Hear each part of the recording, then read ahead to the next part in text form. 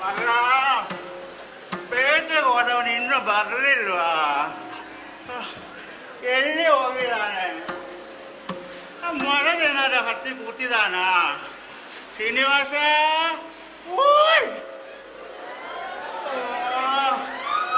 ಆ ಮರದಲ್ಲೂ ಇಲ್ಲ, ಈ ಮರದಲ್ಲೂ ಇಲ್ಲ. ರಾಮ ರಾಮ, ಬಹುಶಃ ಬಕುಳ ಮರದಡಿಯಲ್ಲಿ ಕೂತಿರ್ಬೋದು, ಹೂ ಮಲೆ ಕಟ್ತಾ ಇರ್ಬೋದು. ಇಲ್ಲೂ ಇಲ್ಲ. ಹಾಗಾದ್ರೆ ಮನೆಯೊಳಗೆ ಇದ್ದಾನ ಶ್ರೀನಿವಾಸ? ಅಯ್ಯೋ, ಊಟನೂ ತಿನ್ಲಿಲ್ಲ, ತಿಂಡಿನೂ ತಿನ್ಲಿಲ್ಲ, ಎಂತ ಮಾಡ್ತಾ ಇದ್ದಾನವನು? ವಾ, ನೋಡಲ್ಲಿ ಕತ್ತಲೆ ಕೋಣೆಯಲ್ಲಿ ಮಲ್ಕೊಂಡಿದ್ದಾನೆ. ನಿದ್ರೆನಾ? ಆದರೆ ನನ್ನ ಮಗ ಶ್ರೀನಿವಾಸ ಮಲಗೋದು ಹಿಂಗಲ್ಲ, ಕಾಲಗಸ್ತನಲ್ಲ. ನಿದ್ರೇನೆ ಕಾಲ ನಿದ್ರೇನೆ. ಶ್ರೀನಿವಾಸ, ಹಗಲೊಟ್ಟು ಈಗ ಮಲಗಬಾರ್ದು ಕಂಡ. ನೀನು ಇನ್ನೂ ಸಪುರಾಗ್ತೀಯ. ಬಾ ಇಲ್ಲಿ ನೋಡುವ, ಮಾತಾಡುವ. ಅಮ್ಮ, ನಾನು ನಿನ್ನಲ್ಲಿ ಮಾತಾಡುದಿಲ್ಲ. ಯಾಕೆ ಮಾತಾಡಲ್ಲ? ನಾನು ಹೇಳ್ತಾ ಉಂಟು, ಬಡ ಬಡ ಬರೀತಾ ಉಂಟು, ಕಣ್ಣೆಲ್ಲ ಮಿಂಚುತ್ತಾ ಉಂಟು, ಕೂಗು ಕೆಂಪಾಗಿದೆ.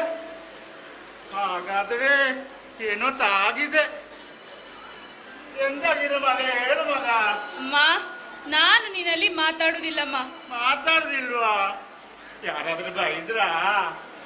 ಬಾಯಿ ಮುಚ್ಚ ಕೇಳಿದ್ರ? ಅಲ್ಲ, ಬಾಯಿ ಮುಚ್ಚು ಹೇಳಿದ್ರೆ ನೀ ಬಾಯಿ ಮುಚ್ಚಿ ಕುತ್ಕೊಳ್ಳು ಅಂತವನು ನಿನ್ನ ಮಗ, ಹೌದಾ? ವಿಷಯ ಅದಲ್ಲ. ಆದ್ರೆ ನಾನು ಹೇಳಿದ್ದ ನೀನ್ ಮಾಡ್ಬೇಕು. ನಾನು ನಿನ್ಗೆ ಪಾಯಸ ಮಾಡಿಕೊಡ್ತೇನೆ ಮಗ, ಲಡ್ಡು ಮಾಡಿಕೊಡ್ತೇನೆ ಮಗ. ನೀನು ಹೇಳು ಏನು ಬೇಕು ಅಂತ. ಅಮ್ಮ, ನಿನ್ನ ಪಾಯಸ, ಲಡ್ಡು ಮತ್ತೆ ಸಿಹಿ ತಿಂಡಿ ಎಲ್ಲ ತಿನ್ನುವಂತ ಪ್ರಾಯ ನನ್ನದಲ್ಲ. ಆದ್ರೂ ಅಮ್ಮ, ನೀನು ಕೋಪ ಮಾಡಿಕೊಳ್ಬಾರ್ದು. ಇಲ್ಲ ಮಗ, ನಾನು ಯಾಕೆ ಕೋಪ ಮಾಡಿ ನಿನ್ನ? ಬೈಬಾರ್ದು. ಇಲ್ಲ, ಬೈಬಾರ್ದು. ಬೈಯೋದಿಲ್ಲ ಮಗ. ನೀನು ಹೊಡಿಬಾರ್ದು. ಹೊಡಿ ಅಲ್ಲ ಮಗ, ನೀನ್ ಹೇಳಿ ಏನಾಗ್ಬೇಕು ಅಂತ. ಮದುವೆ ಆಗ್ಬೇಕು. ಓ, ಏನಾಗ್ಬೇಕು? ಅಮ್ಮ, ಅಮ್ಮ, ಓ ಅಮ್ಮ, ಓ, ನನಗೆ ಮದುವೆ ಆಗಬೇಕು ಅಂದೆ. ಮದುವೆ ನಾ ಕೇಳಲಿಲ್ಲ. ನನ್ಗಿರ್ಬೋದು, ಚಿಕ್ಕದಲ್ಲೇ ನಾನಿದ್ದಾಗ ಜಾತ್ರೆಗಳ ಹೂಮಾಲೆ ಮಾರಾಟ ಮಾಡ್ಲಿಕ್ಕೆ ಹೋದಾಗ ಅಲ್ಲಿ ಜಾತ್ರೆ ನೋಡೋದು ಬಿಟ್ಟು ಯುವಕರೆಲ್ಲ ನನ್ನ ಹಿಂದೆ ಮುಂದೆನೆ ತಿರುಗಾಡ್ತಾ ಇದ್ರು. ಬಕುಳಾದೇವಿ ಬಕುಳಾದೇವಿ ಅಂತ ಶ್ರೀಮಂತರು ಇದ್ರು. ಓಹೋ, ಆದ್ರೆ ಮದುವೆ ವಿಚಾರ ಅಂತೂ ತಗಿಲೇ ಇಲ್ಲ. ಇನ್ನು ನೋಡುವ. ಅಮ್ಮ, ನೀನು ಚಂದ, ನಿನ್ನ ಕಣ್ಣೂ ಚಂದ, ನಿನ್ನ ಹಲ್ಲು ಚಂದ, ನಿನ್ನ ಮೂಗುತಿಯೋ ಚಂದವೋ ಚಂದ. ನೀ ಚಂದವೇ. ಆದ್ರೆ ನಿನಗೆ ಪ್ರಾಯ ಅಲ್ಲಲ್ಲ, ಮದುವೆ ಆಗಬೇಕಾದ್ದು ನನಗೆ. ಓ, ನಿನ್ಗ? ಅಮ್ಮ, ಯಾರ ಜೊತೆ ಮದುವೆ ಆಗ್ಬೇಕು ಮಗ ಹೇಳು? ಒಂದು ಹುಡುಗಿಯನ್ನ ನೋಡಿದ್ದೇನೆ.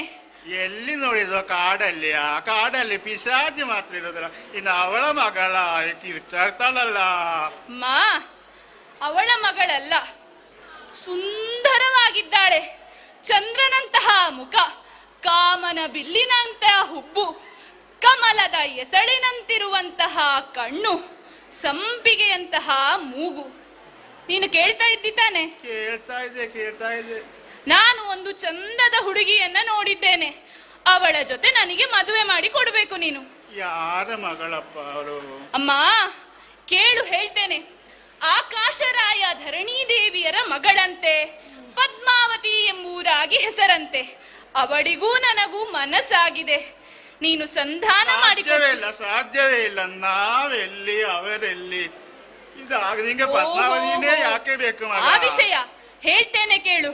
ಹಿಂದೊಮ್ಮೆ ರಾಮನಾಗಿ ತ್ರೇತಾಯುಗದಲ್ಲಿ ಬಂದಂತಹ ಸಂದರ್ಭ, ಸೀತೆಯನ್ನ ನಾನು ಮದುವೆಯಾದೆ. ರಾವಣ ಅವಳನ್ನ ಹೊತ್ತುಕೊಂಡು ಲಂಕೆಗೆ ಹೋದ. ಆ ಹೊತ್ತಿನಲ್ಲಿ ಅಗ್ನಿದೇವ ಸೀತೆಯ ಜಾಗದಲ್ಲಿ ವೇದವತಿಯನ್ನ ಇಟ್ಟು ಅದಲು ಬದಲು ಮಾಡಿದ. ಅಗ್ನಿ ಪರೀಕ್ಷೆಯ ಸಂದರ್ಭ ಸೀತೆ ಹಾಗೂ ವೇದವತಿ ಇಬ್ಬರೂ ಎದುರು ಬದುರಾಗಿ ನಿಂತಾಗ ವೇದವತಿ ಕೇಳಿಕೊಂಡದ್ದು ಇಷ್ಟೇ, ನನ್ನನ್ನ ಮದುವೆ ಆಗಬೇಕು ಎಂಬುದಾಗಿ. ಆದರೆ ಏಕಪ್ರತ್ನಿ ವ್ರತಸ್ಥನಾದಂತಹ ನಾನು ಆಗ ಅವಳನ್ನ ಮದುವೆ ಆಗ್ಲಿಕ್ಕಾಗ್ಲಿಲ್ಲ. ಅದಕ್ಕೆ ಅವಳಿಗೆ ವರವಿತ್ತಿದ್ದೆ, ಮುಂದೊಂದು ದಿನ ನಿನ್ನನ್ನ ಮದುವೆಯಾಗುತ್ತೇನೆ ಎಂಬುದಾಗಿ. ಅವಳೇ ಪದ್ಮಾವತಿಯಾಗಿ ಇಂದು ಜನ್ಮಿಸಿದ್ದಾಳೆ. ಅಷ್ಟು ಮಾತ್ರವಲ್ಲ, ಇನ್ನು ನೀನು ದ್ವಾಪರಾಯುಗದಲ್ಲಿ ಕೃಷ್ಣನಾಗಿ ನಾನು ದೇವಕಿಯ ಉದರದಲ್ಲಿ ಜನಿಸಿದೆ. ಯಶೋದಮ್ಮನಾಗಿ ನನ್ನನ್ನ ನೀನು ಲಾಲನೆ ಪಾಲನೆಯನ್ನ ಮಾಡಿದೆ. ಆದರೆ 16,000 ಮದುವೆಯಾದೆ, ಒಂದೂ ಮದುವೆಯನ್ನ ನಿನಗೆ ನೋಡುವಂತಹ ಭಾಗ್ಯ ಒದಗಿ ಬರಲಿಲ್ಲ. ಆ ಕಾರಣಕ್ಕೆ ನೊಂದಂತಹ ನೀನು ಕೇಳಿದ್ದೇನು, ಮಗನೇ ನನಗೆ ನಿನ್ನ ಮದುವೆಯನ್ನ ನೋಡುವಂತಹ ಯೋಗ ಭಾಗ್ಯ ಬೇಕು ಎಂಬುದಾಗಿ. ಅದಕ್ಕೆ ನಿನಗೆ ನಾನು ಭಾಷೆ ಇತ್ತಿದ್ದೆ, ಮುಂದೊಂದು ದಿನ ನೀನು ನನ್ನ ಮದುವೆಯನ್ನ ಮಾಡಿಸುವಂತಹ ಸಂಧಾನದ ಕೆಲಸವನ್ನ ಮಾಡುತ್ತೀ ಎಂಬುದಾಗಿ. ಆ ಕಾಲ ಈಗ ಬಂದಿದೆ. ಶ್ರೀನಿವಾಸನಾಗಿ ನಾನು ಬಂದಿದ್ದೇನೆ, ಪದ್ಮಾವತಿಯಾಗಿ ಅವಳು ಬಂದಿದ್ದಾಳೆ, ಬಕುಳಾದೇವಿಯಾಗಿ ನೀನು ಬಂದಿದ್ದಿ. ಈ ಹೊತ್ತು ಸುಮುಹೂರ್ತವಾಗಿದೆ. ಹಾಗಾಗಿ ನೀನು ನನಗೆ ಮದುವೆಯನ್ನ ಮಾಡಿಸಬೇಕು, ಆಕಾಶರಾಯನಲ್ಲಿಗೆ ತೆರಳಬೇಕು. ಆಯ್ತು ಮಗ, ನಿನ್ನ ಅಮ್ಮನಾಗಿ ನಾನು ನಿನ್ನ ಮದುವೆ ಮಾಡಿಸಿ ಕೊಡ್ತೀನಿ. ಆಗಲಿ. 4 ಜನರಿಗೆ ಊಟ ಹಾಕಿಸಬೇಕಲ್ಲ, ಅದು ಹೇಗೆ ಮಾಡುದು? ನೀನು ಹೋಗಮ್ಮ. ಆಯ್ತು ಮಗನೇ, ನೀನು ಊಟ ಮಾಡು, ತಿನ್ನು, ಲಡ್ಡು ಮಾಡಿಸ್ಕೊಡ್ತೀನಿ. ಅಮ್ಮನನ್ನ ಆಕಾಶರಾಯನಲ್ಲಿಗೆ ಕಳಿಸಿದ್ದೇನೆ. ಅಮ್ಮ ಹೋಗಿ ಅಲ್ಲಿಗೆ ಎತ್ತುವ ಮುಂಚೆ ನಾನು ಹೋಗಬೇಕು. ಮದುವೆಗೆ ವೇದಿಕೆಯನ್ನ ಸಿದ್ಧ ಮಾಡಬೇಕು. ಅದಕ್ಕಾಗಿ ಕೊರವಂಜಿ ರೂಪವನ್ನ ಧರಿಸಿ ಆಕಾಶರಾಯನತ್ತ ತೆರಳುತ್ತೇನಂತೆ.